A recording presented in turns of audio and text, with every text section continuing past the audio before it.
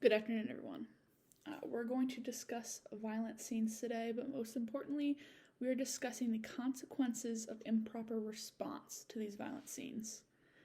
We're going to start off by discussing a real world scenario, and this happened in Wisconsin in 2019. So, the original dispatch for this scenario was a seizure on a local bus. The bus had made its way back to the terminal, and police were first to arrive on scene. Responding was a 3-person engine crew and a private EMS ambulance.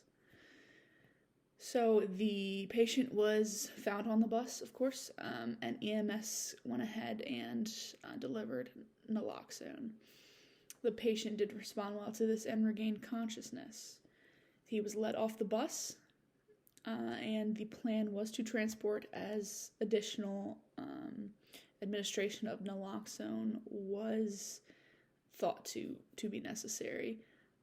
Police began to question the patient if he had any weapons or anything he could use to hurt the providers. When being questioned, he actually pulled out a concealed weapon and began to fire. Police went ahead and returned fire at this point, and crews took cover. One firefighter was hit while taking cover, and he succumbed to his injuries quite rapidly. Another police officer was someone else that was hit during this process, and another third injury was to a civilian who was taken hostage by the patient. Both the police officer and the civilian were treated at a local area hospital and released. The patient / the shooter was also hit during the gunfire exchange. He did succumb to his injuries as well. This exchange happened within 39 minutes of initial response to the scene.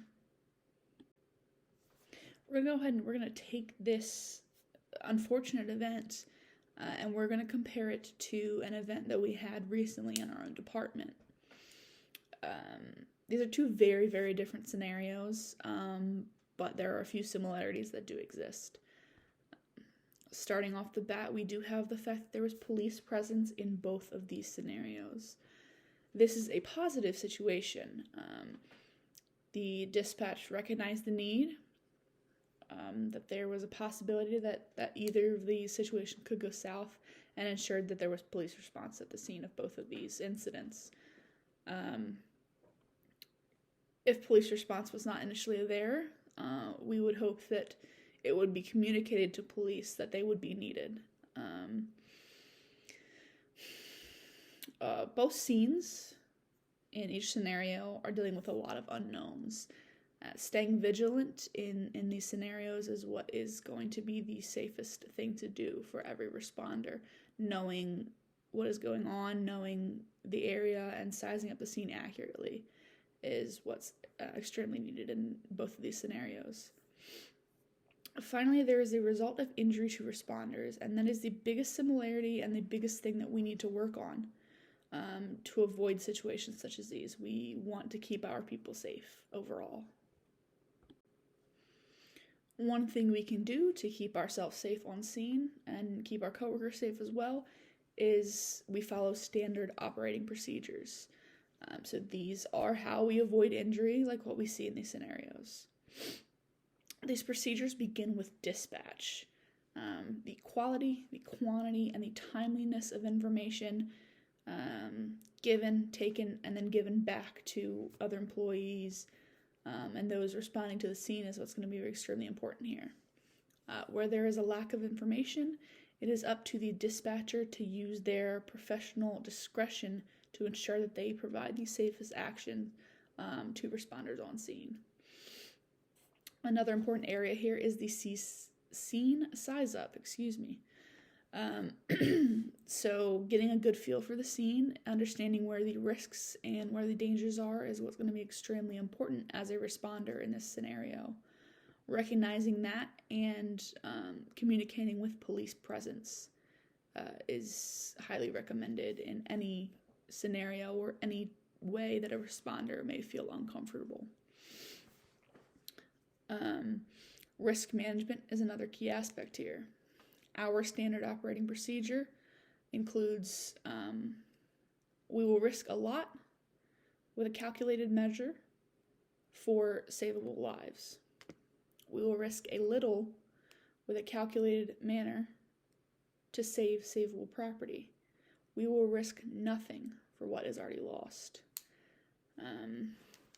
Next, we'll talk about strategy. So strategy in an SOP, the biggest thing here is including staging a scene and waiting for police to clear the scene for safety of responders. This area should be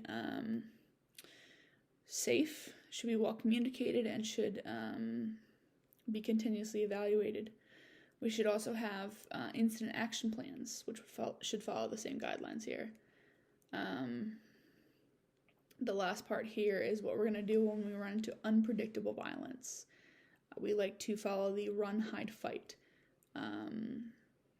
area in this SOP.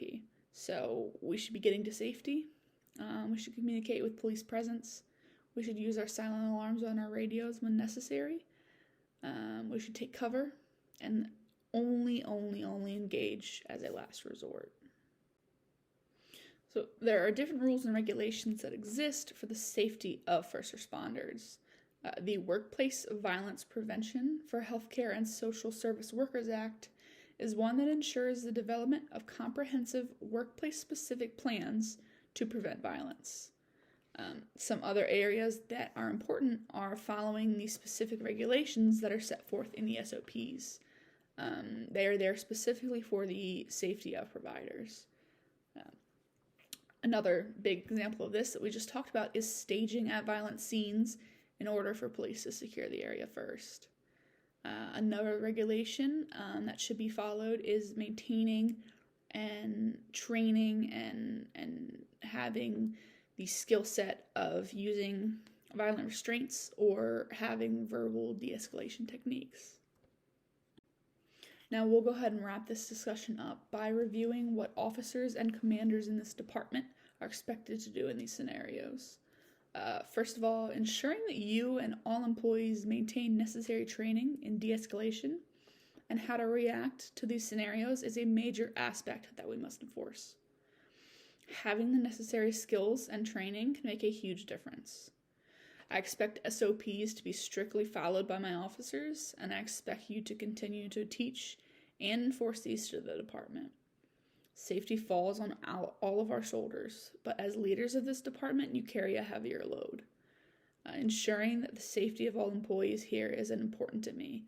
I will continue to support each of you to the best of my abilities.